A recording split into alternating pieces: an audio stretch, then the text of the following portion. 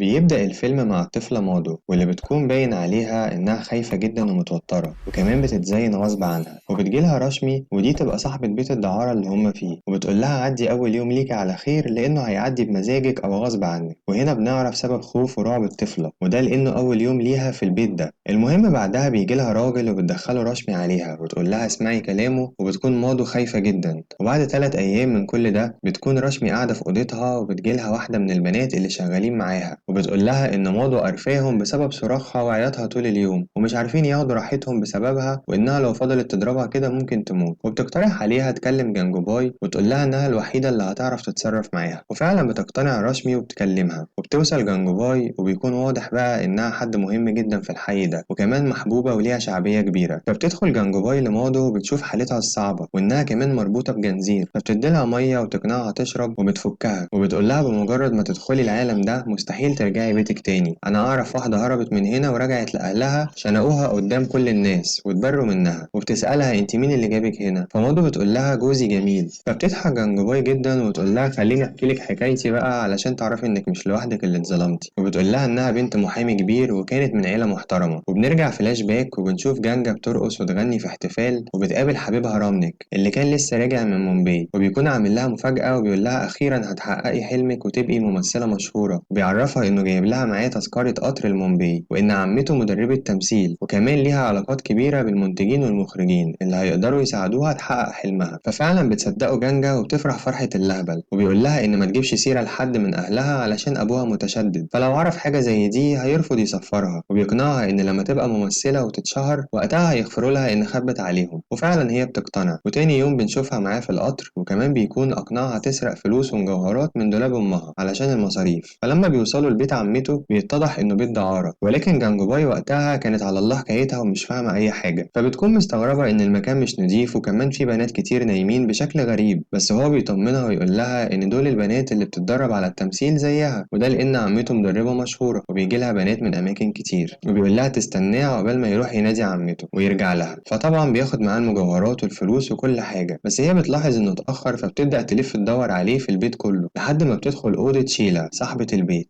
ودي بقى تبقى ست الشيطان نفسه بيعمل لها حساب. فبتسألها عليه وشيلا بتقول لها إنه في الأوضة التانية بيفضي شنطه. فبتدخل جانجا الأوضة ومش بتلاقي حد بس بعدها بيقفلوا عليها البيبان وكمان بيطفوا النور وبيحبسوها وبتفضل تصرخ وتنادي على شيلا ورامنك بس طبعا محدش بيعبرها. فبعد يومين بتجيلها شيلا ومعاها مية علشان تشربها بس بترفض جانجا تشرب وتقول لها أنا عاوزة أرجع لأهلي. بس هنا بقى بتتعصب شيلا جدا عليها وبتقول لها كل حاجة وبتعرفها إن ده بيت دعارة وإنها مش هتخرج منه وكمان بتصدمها وتقول لها إن رامنك باعها مقابل 1000 روبية بس. وبتقول لها معاكي مهلة يومين يا تسمعي الكلام يا في ناس هنا بيحبوا العنف وبيدفعوا فلوس كمان على كده. وبعد المهلة ما بتخلص بتكون جانجا ما قدامهاش أي حل غير إنها تستسلم. فبتبدأ تتزوق علشان تستعد لأول يوم شغل وبتخرج تقف قدام البيت وهي شبه مغيبة ومش عارفة المصير اللي داخلة عليه لدرجة إن صاحباتها من البيت كانوا هما اللي بيوقفوها وهي بتتحرك معاهم زي التمثال. بس بعد شوية بيشوفها جوفن واللي هيكون أول زبون ليها وده بقى اللي هيغير حياتها بالكامل. وبتدخل جانجا معاه للأوضة واللي منها هتخرج واحدة تانية.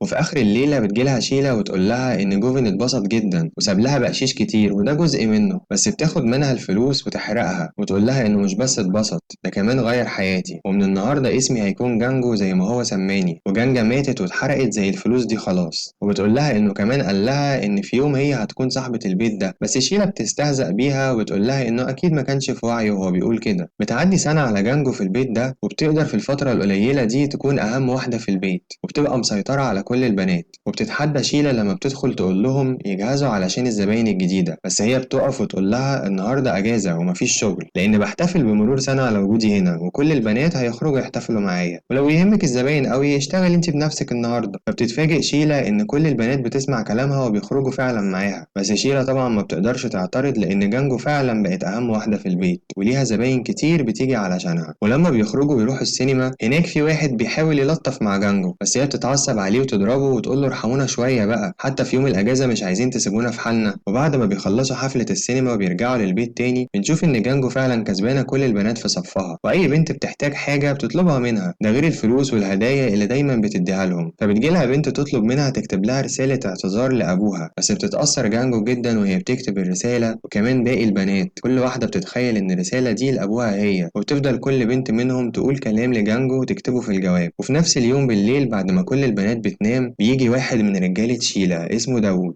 وبيقول لها إن في زبون جاي مسافر من بلد تانية مخصوص علشان جانجو وعايز يدفع ضعف المبلغ، بس شكله مش تمام ومريب. بس هي طبعا ما بتقدرش تفوت فرصة زي دي، وبتدخل بسرعة تصحي جانجو علشان تقابله، لأنها حست إن الراجل ده مش تمام فعلا، وكانت عاوزة تكسر جانجو وتنتقم منها. وفعلا بتدخل جانجو الأوضة بتقابل الراجل، وتخرج شيلا تبعت داوود يجيب لها حاجة من مكان بعيد علشان لو حصل حاجة ميبقاش في حد موجود يدافع عن جانجو. وفعلا بتطلع شكوك شيلا في محلها، وبيكون الشخص ده سادي وبيضرب جانجو بعنف شديد جدا. ولما بيتلموا البنات على صوت صريخ جانجو وقتها بتمثل شيلا إنها بتحاول تنقذها، بس يا عيني الباب مقفول جامد ومش عارفة تفتحه. وتاني يوم بتروح جانجو للمستشفى وبتكون حالتها صعبة جدا، وبتيجي شيلا وهي بتمثل برضه إنها زعلانة على جانجو واللي حصل لها، بس جانجو ما بتردش عليها، والبنات بيهاجموها إنها حتى ما بلغتش البوليس باللي حصل، فبتسيبهم وتمشي وهي عاملة متأثرة جدا من كلامهم. وبعدها بتعرف جانجو من البنات إن اللي عمل كده واحد اسمه شوكت، وهو مسجل وعليه قواضي قتل واغتصاب، وبيكون واحد من رجالة رحيم لالا، وده يبقى زعيم كبير في المنطقة وكل حاجة بتمشي بأمره، حتى الشرطة بتعمل له حساب. فلما بتخرج جانجو أول حاجة بتعملها إنها بتروح تقابل رحيم اللي بنعرف إنه مسلم وبيكون رايح يصلي الظهر، وبعد الصلاة بتتكلم معاه وتقول له إن معروف عنه العدل وما بيرضاش بالظلم، وإنها عارفة إنه هيجيب لها حقها، وبتحكي له كل اللي حصل. وفعلا مش بيخيب ظنها، وبيقرر يبعت واحد من رجالته اسمه بلال يقف حارس على بيتها، وأول ما يظهر شوكت تاني يبلغه فورا، وبيدي فلوس لجانجو علشان تتعالج بيها وتعويض عن اللي حصل، بس هي بتكون رافضة، وده بيكبرها في نظره وبيقول لها اعتبريها هدية من أخوكي. وهنا بقى بالجملة دي بيكون حطها في مكانة عالية جدا إنها تكون أخت الزعيم. وبعد كام يوم بتدخل شيلة على جانجو وتقول لها إن شوكت رجع وطلبك تاني، فالبنات بيقولوا لها إزاي توافقي تدخليه، وبيكونوا متعصبين جدا، بس جانجو بتقول لها دخليه واطلبي منه 4 أضعاف السعر. بس شيلة طبعا ما بتضيعش وقت وبتقول لها إنه فعلا ما عندوش مانع. فضحكت جانجو قالت لها شفتي إن كل اللي يهمك الفلوس. فبتخرج جانجو علشان تقابله، بس في الوقت ده بتبعت واحدة من البنات علشان تقول لبلال يبلغ رحيم بسرعة. وهنا شوكت بيقول لجانجو إن الجروح اللي عملتها لك المرة اللي فاتت خفت بسرعة، وبيوعدها إن المرة دي هيعمل لها جروح أكتر، وبيبدأ ضرب فيها وهي بتحاول تجاريه وتتحمل لحد ما يوصل رحيم، وبيقتحم رجالته الأوضة وبيخرجوا شوكت في وسط الشارع، ورحيم بينزل ضرب فيه ويعلمه الأدب ويسيبه مرمي ويمشي. بس هنا كل الشارع بيعرف إن جانجو بقالها ظهر وصعب حد يجي عليها تاني، وكمان بتضرب شوكت وتاخد منه المبلغ اللي اتفقوا عليه وبتتف عليه وتمشي. وبعد فترة بتموت شيلا وكانت ماسكة الفلوس بتاعت دهب، فبتاخد جانجو الفلوس كلها وبتوزعها بالتساوي على البنات، وبعدها البنات بتختارها إن تكون هي صاحبة البيت الجديدة. فبعدها بنشوفها بتلبس الساري الأبيض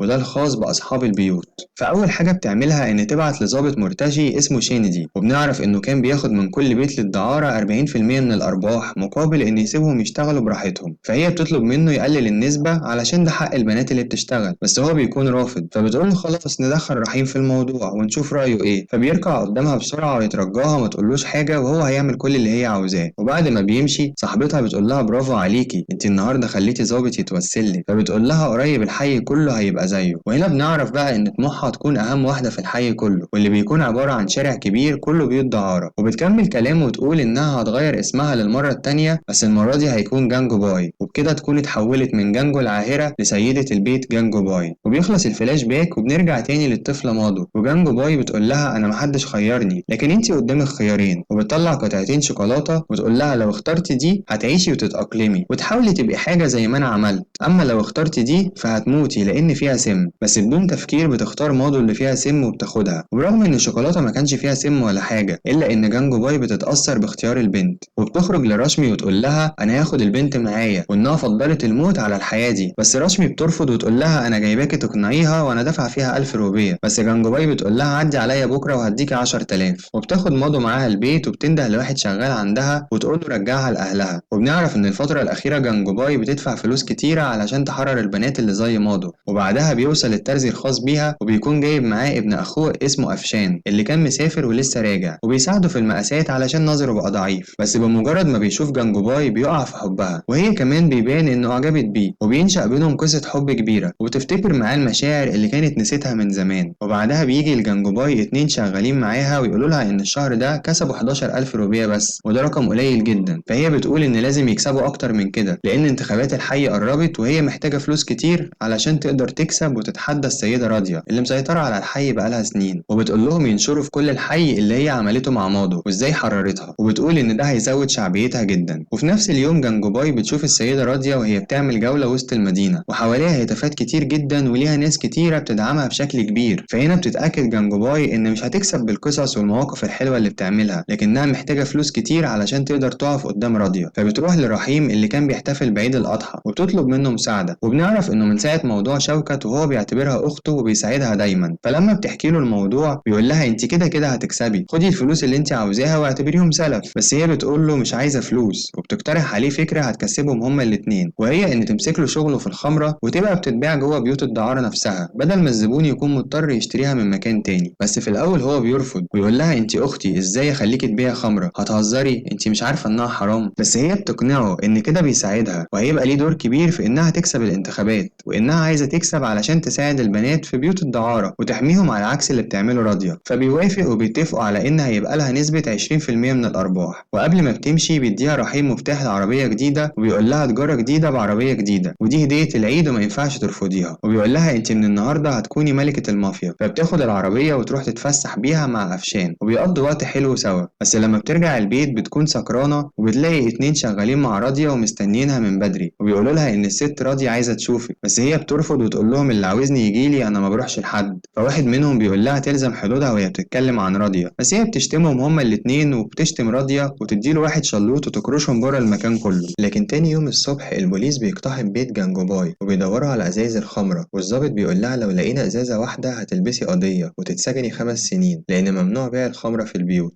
بس هي بتدفع له رشوة فبيلم رجالته وبيمشي. وبيقول لها الظابط شينيدي ان راضية هي اللي مدبرة كل ده، ما تروحي تقابليها وتسمعي كلامها. لكنها بتقول له هقابلها اكيد بس يوم الانتخابات. وتاني يوم بتروح جانجوباي لمطعم مع البنات علشان ياكلوا، بس بتدخل عليها راضية وتقول لها يعني فاضية تيجي مطاعم ومش فاضية تقابليني، وبتحاول تستفز جانجوباي بكل الطرق. وبتقول لها حكمة عظيمة جدا، وهي إن حاجتين مستحيل يحصلوا، إن تعملي فرح في بيت دعارة أو إن راضية تخسر مكانها. وبتقول لها قبل ما تمشي بكرة أنا هخطب في الحي كله الساعة 9، يبقى تعالي اسمعيني يمكن تتعلمي حاجة. فبتتصل جانجوباي برحيم وتقول له على اللي حصل، وبتطلب منه يبعت رجالة يحموها علشان في خطة في دماغها، وهو بيوافق. وبتعمل حركة ذكية جدا، وإنها في نفس ميعاد الخطبة بتعمل سينما مجانية في نص الشارع. وطبعا كل الناس بيسيبوا الخطبة ويروحوا يشوفوا الفيلم، وبتروح بنفسها المكان خطبة راضية وبتشمت فيها وتقول لها هو محدش عبرك ولا ايه. وكمان بتستفزها وتقول لها يلا اخطبي وانا هقف واسقف لك وكأن الجمهور مالي المكان. فراضية بتقول لها اسمعيني كويس، انا لا ست ولا راجل، انا حاجة مش موجودة في الوجود ولازم تخافي مني وانتي اللي بديتي الحرب وقبلي بقى اللي هيحصل لك. تاني يوم بتصحى جانجوباي وبتشوف رشمي محبوسة في قفص الفراخ طول الليل، وبنعرف ان رشمي دي تبقى بنت واحدة مديرة بيت من بيوت الدعارة، وامها بتديلها افيون وبتخدرها وتخبيها طول الليل من الرجالة اللي بتتردد على المكان علشان هي مش عاوزاها تدخل في سكة الدعارة زيها. فهنا جانجوباي بتقول لها الحل انك تجوزيها، مش هينفع تحبسيها كل يوم. فبتاخدها جانجوباي وتروح على بيت افشان ومعاها دهب وفلوس كتيرة، وبتخطب افشان لرشمي. وهنا بيتفاجئ افشان لانه كان فاكرها هتخطبه لنفسها، بس هي بتقول له ما ينفعش تتجوز من مومس، انا بختار لك الاحسن وانت بكده هتنقذ البنت دي، وكمان الناس هتتعود ان يكون في افراح في مدينة العاهرات وده هيولد عندهم الامل وناس كتير هتعمل زيك بعدين. فبتوافق ام افشان وبتقول لها محدش يقدر يزعلك او يرفض لك طلب. فبيروح افشان يركب مع جانجوباي العربية ويعاتبها ازاي عملت كده وانه بيحبها هي، بس هي بتقول له انها اختارت له الاحسن علشان مستقبله وكمان مستقبل المدينة كلها، وبتقول له يفرح لانه هيكون اول عريس في مدينة العاهرات وناس كتير هتقلده. فبيكون متضايق بس مفيش في ايده حاجة غير انه يوافق على قرارها. وبعدها بتبدأ مراسم الجواز وبتكون كل المدينة في سعادة ما عدا افشان وجانجوباي. وبتجيلها واحدة صاحبتها وتقول لها انت ضحيتي بسعادتك علشان خاطر البنات هنا. وبكده تكون جانجوباي حققت اول مستحيل في مقولة راضية، وانها دخلت الافراح في بيوت الدعارة. وبعد الفرح بيجي يوم الانتخابات وبتفوز جانجوباي برئاسة المدينة باكتساح، وبكده بتحقق المستحيل التاني في المقولة. وبعدها بتجمع جانجوباي كل البنات ومديرات البيوت وبتبدأ تخطب فيهم خطبة كلها حماس، من النهاردة لازم تعيشوا حياتكم بكرامة وما تخافوش من اي حد تحت اي ظرف. ولما بترجع البيت بتجيلها بنت من اللي شغالين عندها وتقول لها انا عايزة اروح ازور اهلي لانها مريضة وعندها السل وحاسة انها هتموت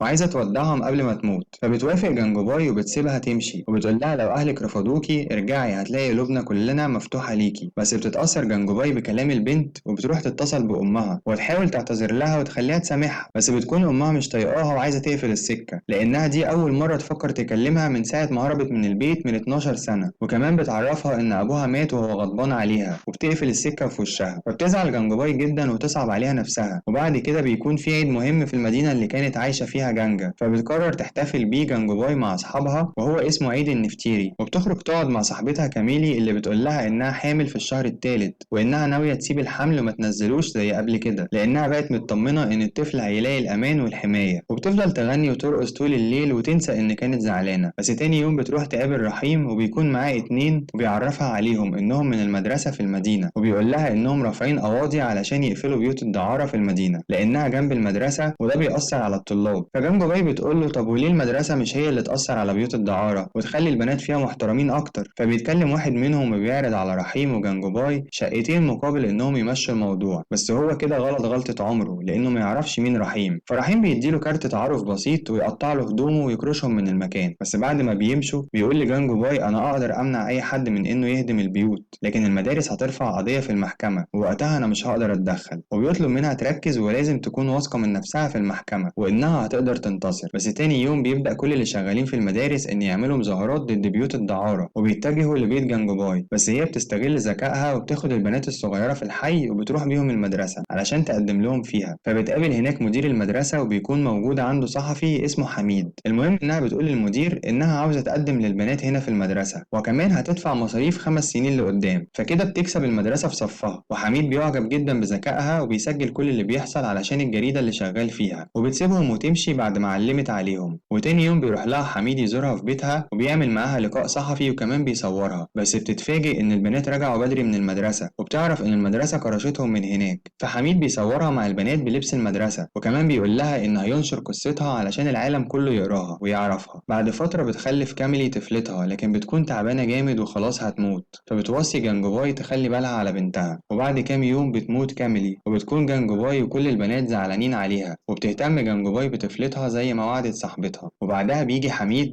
وبيدي جانجوباي مجلة وعليها صورتها مع البنات وبيقول لها العالم كله عرف قصتك، وبيقول لها كمان إن في مؤتمر لحقوق المرأة وعاوزها تشارك فيه، بس هي بتكون مترددة لكنه بيطمنها وبيكتب لها خطبة حماسية تقولها هناك وبيقنعها تروح. وبتروح فعلا جانجوباي وبيكون الكل بيتريق عليها لأنها منحرفة وبالنسبة لهم ملهاش أي حق، لكنها بتقدر تكسب احترامهم لما بتقطع الخطاب اللي كاتبه الصحفي وتقول لهم أنا عاوزة أتكلم من قلبي. وبتتكلم وتقول خطبة مؤثرة جدا عن أهمية التعليم وإن ممكن ينقذ البنات من بيوت الدعارة وإن ليهم الحق يختاروا طريق حياتهم ويكون ليهم أحلام ويحققوها، وما يبقاش مفروض عليهم كل بنت تطلع زي أمها لمجرد إنها اتولدت في بيت دعارة. والكل بيسقف لها وبتقدر تكسب دعمهم كلهم. وبعد كام يوم بيجي لها حميد ومعاه سياسي كبير وبيطلب منها إن تساعده في الانتخابات بسبب شعبيتها الكبيرة خصوصا بعد الخطاب الملهم الأخير. بس هي بتقول له إزاي أساعدك تكسب وأنا وكل البنات اللي في الحي هنتشرد بسبب قضية المدرسة وهيهدموا بيوتنا كلها. بس هو بيقول لها إن القضية وصلت المحكمة العليا كده محدش هيقدر يتدخل فيها غير رئيس الوزراء شخصيا، وبيوعدها إنه لو كسب الانتخابات هيرتب لها ميعاد معاه ويخليها تقابله وتقنعه بوجهة نظرها. وفعلا بيكسب الانتخابات وبعدها بكام يوم بيرتب لها مقابلة مع رئيس الوزراء وبتروح تتكلم معاه وتقول له إنها عاوزة يكون في قانون للدعارة. فهو بيتفاجئ جدا من طلبها وبيكون هيرفض، بس بتوضح له إن ده هيمنع الدعارة بالقهر والإجبار وهيبقى في قانون بيعاقب اللي بيتاجر بالبنات دي غصب عنهم، وكمان كده كده الدعارة هتفضل موجودة ومستمرة. فبدل ما البنات بتتشرد وتتخطف غصب عنها كده هتكون شغلانة زي أي شغل تاني، فكده هتمنع الظلم والقهر اللي بتتعرض له البنات دي لأنهم بس اللي بيخسروا. فبيقتنع رئيس الوزراء وبيوعدها يساعدها وكمان هيوقف قرار هدم البيوت وبيديها الوردة بتاعته تقديرا منه ليها على إنسانيتها وتعبيرا عن احترامه ليها. ولما بترجع جانجوباي المدينة بيتم تكريمها من كل السكان حتى راضية نفسها لأنها الوحيدة اللي دورت على حقوقهم بجد واهتمت بمستقبلهم. جانجوباي ما كانتش قديسة لكنها كمان ما كانتش شيطانة، هي ملكة المافيا اللي سيطرت على مدينة الدعارة واديتهم الحرية للحياة بكرامة. وبنعرف إن طول حياة جانجوباي في المدينة مفيش بنت اتشردت، وكمان التعليم بقى حاجة مألوفة في المدينة واللي طلع أجيال جديدة من أصحاب العلم وبكده مش بيضطروا يشتغلوا شغلانة أهاليهم. كانت صور الفنانين بتتعلق على جدران المدينة وبتتغير كل أسبوع، لكن جانجوباي هي الوحيدة اللي مرت على المدينة وفضلت صورها متعلقة لمدة 50 سنة في الشوارع وعلى جدران البيوت.